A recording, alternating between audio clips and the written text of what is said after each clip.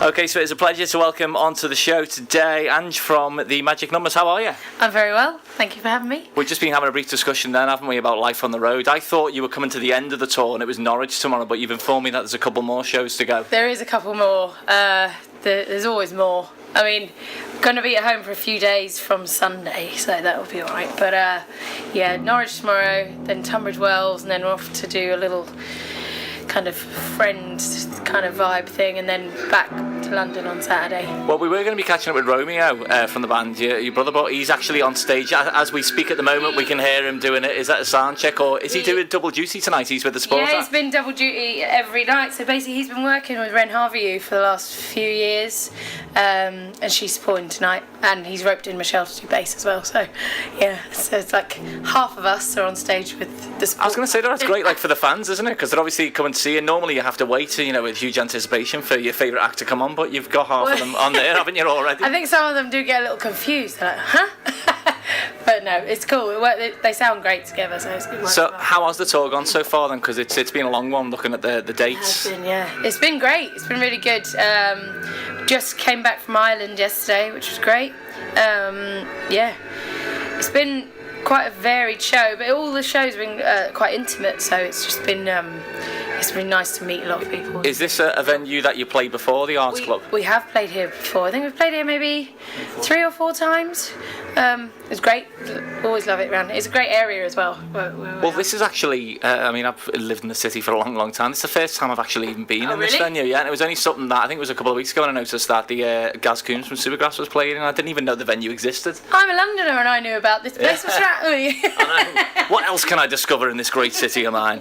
So what's the reaction? You're out and about at the moment promoting the brand new album, which we'll go on to a little bit more in a few moments' time. But what's the reaction been like? Because obviously playing the new songs to the audience, how's it been going down? Yeah, it's been going great, especially in the later part of the tour, because I think people have had the album and they've been living with it and they're able to sing along more. It must be quite nervous though when you're going out, because obviously you've got your hits and the songs that everyone knows, but when you're playing those songs to the crowd, those first reactions, it must be quite sort of nerve-wracking, thinking, are they going to like it? Or I know, yeah. Well, it's also us playing them as well. It's like, because we're all busy doing so many different things, and some of the songs we've actually rehearsed on the road, so we get to play them, and then you're like, kind of the reaction from each other is kind of looking at that as well, like, oh, did that go well? Don't know. But yeah, no, it did. It has been. I read a brilliant quote when I was going through the press stuff for the album. It was from Romeo, and I absolutely loved it. And we were hoping to catch up with him, and maybe we'll see him on the way out. Yeah. Just because it totally touched me. And the quote that he was on there was, "Don't fall in line, be free, be inspired, live, love." And this is to the outsiders, which the album is called. Yeah, totally. Do you feel somewhat like outsiders? It's kind of been a running theme throughout our whole time being in a band together. Especially from the first album, the contemporaries that were around us at the time, there was no one around like us. We were all kind of like, everyone was a bit more spiky indie kind of vibe. And even every time we bring out an album, there's been no one really that has been doing a similar thing, and we've never really conformed either to what's trendy or anything. We just can't really. We just get in a room and make the music that we make, and in a way we have always been outsiders to a scene, So it's like, well, you've got to make your own scene and find the people that are willing to join you. Well, it's been a very successful scene so far. If you look at the journey that you have been on with regards to the albums that have been sold. So is it this sort of a reflection looking back? It's over a decade now, isn't it, since you've burst onto the scene? It definitely, I think, as well with this album, it's more like just being really comfortable in your own skin. It's like, we're all a bit older now. It's like, who are we trying to fight? We're just trying to fight ourselves. Well, I was going to say that, because obviously being a family and a band is the lots of us known in the business, the Liam and Knowles, where you call each other potato head and start falling out. Well, there's more than potato head. That's a nice one. We'd all be quite touched if we called each other potato head. It must be difficult though. I mean, it's difficult enough sort of getting on with your brothers and sisters just in real life and everything like. But if you're on the road with them, cooked up in a van, 24/7 in a recording studio. I mean, I don't think anybody would ever really. It's quite a. How would I describe it? It's intense. And when new people come in, they are a bit like, oh, okay, and try and get in that weird weird bubble that's going on with these guys, because it does become quite intense. On the subject, I was talking about reflecting on the journey, and obviously over 10 years that you've been on the scene for. One thing, and now I could have been Wikipedia'd with this one, but when I was looking back to the history of the band, the actual journey on the family sort of journey. Now, is this correct that it starts over in Trinidad?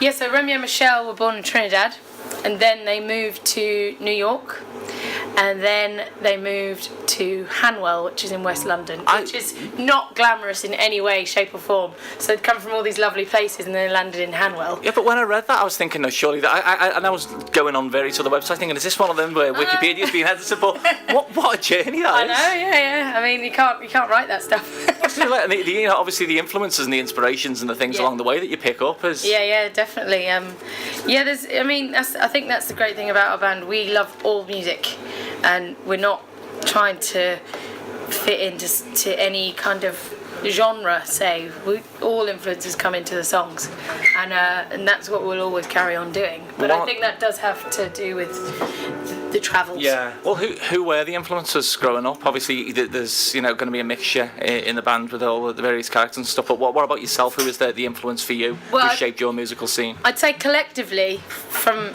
all four of us, we're huge Guns N' Roses fans. I wasn't expecting that at all. Because what I was going to say was I picked up elements. It was like Neil Young is one of us with a new album. I could hear that. Life when we're growing up. Didn't see that one coming at all. No, like when we're all like, it's probably the very start of things. But Neil Young's definitely an influence. For me personally, actually, it started from watching Sean and Romeo play together in a band. Yeah.